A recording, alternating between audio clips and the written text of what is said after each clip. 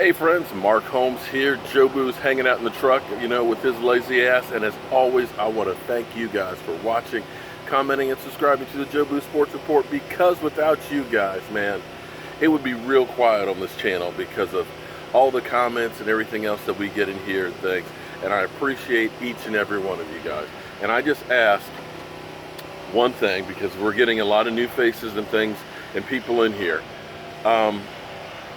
It's okay to talk about other teams and things like that, but let's try and keep the personal attacks and the comments and stuff like that. When you call us cow fags, yeah, come on, man. I'm not saying anything against you personally. I might talk about Eli Manning as a turnover machine, but come on, man. Let's kind of keep those negative stuff out of here, because there's enough negative crap in the world that this should be a place where football fans, even if you're not a Dallas Cowboy fan, can come on here and have real discussions about football. It's not about personal attacks. It's not that kind of site. But it is Friday, guys. Friday, and I've got a short day today because now that I'm working hourly, they want to make sure I don't go over 40 hours, so I'm getting out of here at 11 o'clock today. And it's going to be great to have some extra time. I'm going to finally get a chance to break down some of the film from the last preseason game as we get ready to play the Colts this week.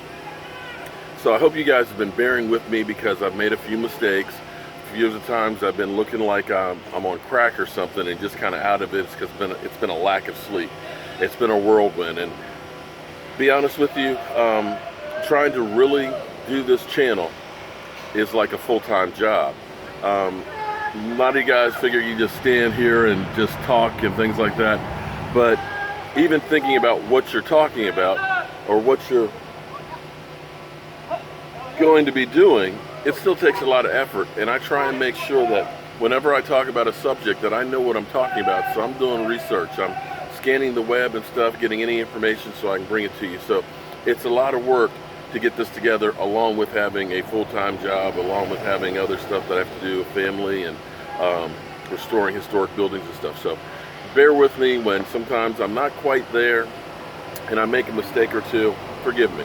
But make sure you guys also give plenty of love to some of these other guys like Law Nation, Shango, Dallas Cowboys fans, all those guys. All of them really put in a lot of effort into bringing you the best content and keeping you entertained. So shout out to anybody out there working, trying to do this, because it ain't easy. Now back to the Dallas Cowboys. Training camp is over, in the books. We've got the Colts tomorrow night, and I'm going to be looking forward to actually seeing Dez on the field and Dak on the field. We probably won't see Zeke Elliott because they're dealing with the whole possible suspension and things, and wanting to get Darren McFadden and Alfred Morris some extra work, and I'm okay with that. I don't know how that case is going to go, but I have a feeling that it's going to be reduced the way the NFLPA has been going hell-bent against the NFL.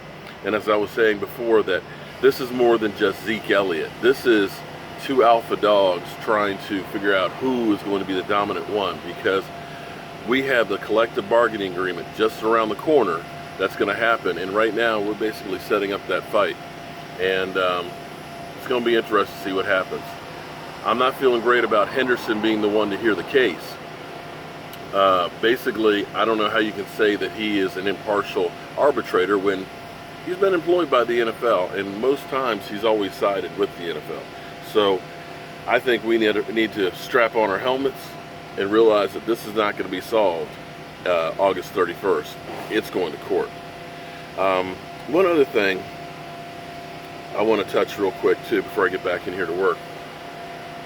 Dez Bryant said yesterday that he understands the cause and everything else about the national anthem protests and stuff, but in the end he's got to feed his family and take care of himself, because quite frankly, you look at what's happened to Colin Kaepernick. Basically, he's unemployed. Nobody will hire him. So if you speak out, regardless of how you feel, if you speak out, it's a career killer. And unfortunately for Dez Bryant, he's in a situation with, he's had clouds or skeletons in his closet. If he comes out and says something, he's going to be looked at as one of those uppity, black folk and everything else. And how dare he, do the anthem protests. Now here's the thing I want you guys to get, because I don't want to get into politics or anything else, because the moment you say anything, we have become a society that if I don't agree with you, it's F you. And that's wrong. Because what we should be able to do is, we should be able to sit down and have a conversation and try and understand what the other guy thinks as well. In the end, I might not be right, you might not be right, but somewhere in the middle, maybe we can find common ground where there really is a solution. Understand that I love my country as well as Dez Bryant, as well as Colin Kaepernick. But that doesn't mean that I'm necessarily proud of every single thing that our country has done. And it doesn't mean that I don't want it to be even better. I'll give you an example. My great uncle, we always called him Crazy John, because John was kind of crazy. But yet he had a job with the government, and we never understood how he was able to function. And it turned out, when he was in the military, they ended up doing experiments on him with LSD and different drugs to see how they would react. And that's part of the reason why we believe that he always had a job with the government. And this was without his consent. I can't say that, I'm an American, I can't say that I'm proud that our country did things like that, you know, testing syphilis, knowing they had a cure on people to see what would happen, how far it would go to study the disease. It may have been necessary for them to do that, but it should have been something that the people could say, okay, I agree with you doing this and using me as a lab rat. I'm not proud about that. I'm proud about my country. I'm glad to be American. I wouldn't want to be anyplace else. But what we should be able to do is have a conversation and say, hey, there are some things that we can work on as a country. There are some things that we can do better with.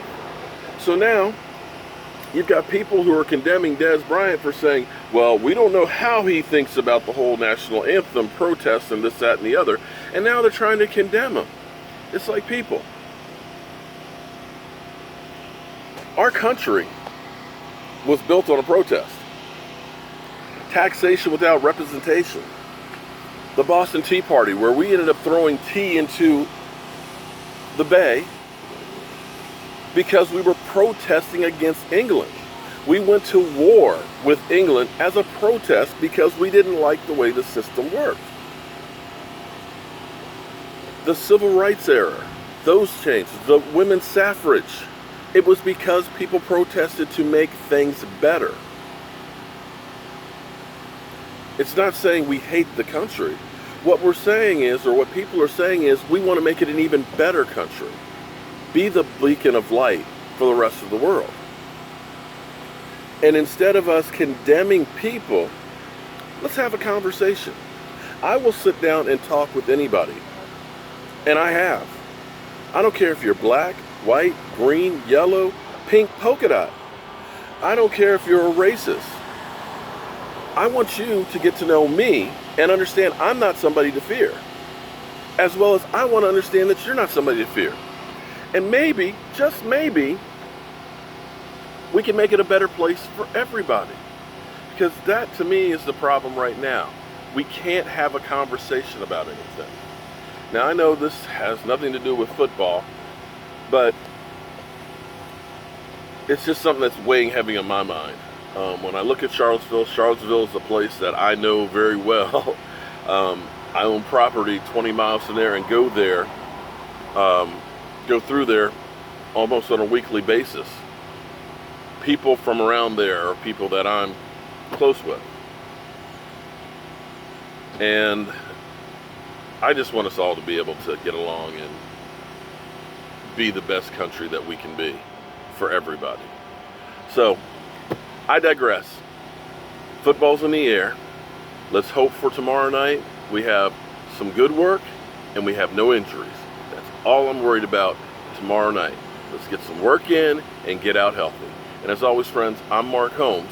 Joe Boo with his lazy ass is hanging out in the truck. And I've got to go back to work. Have a great day.